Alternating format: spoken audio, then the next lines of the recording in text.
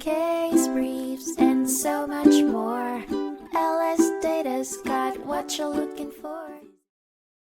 In a 2000 case heard by the Colorado Supreme Court, McCormick v. Union Pacific Resources Company, a dispute between landowners and Union Pacific Resources Company, UPRC, centered on whether or not reservations for other minerals in property deeds included oil and gas. The controversy stemmed from deed reservations for 5 properties in Weld County, Colorado.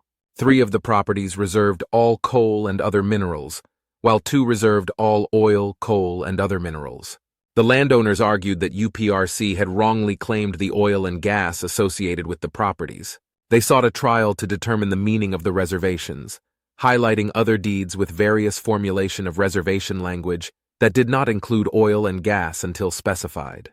UPRC, on the other hand, argued that oil and gas were subsurface substances included in a deed reservation for other minerals as a matter of law. Ultimately, the court found that the deeds in question reserved oil and gas as they fell under the definition of mineral in Colorado.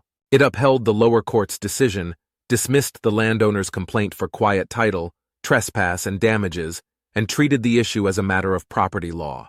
This established that in Colorado, oil and gas are generally included in deed reservations for other minerals, unless there is evidence indicating a contrary intention. Case briefs, and so much more. LSData's got what you're looking for. Visit lsd.law, elevate your mind. Leave the stress of class.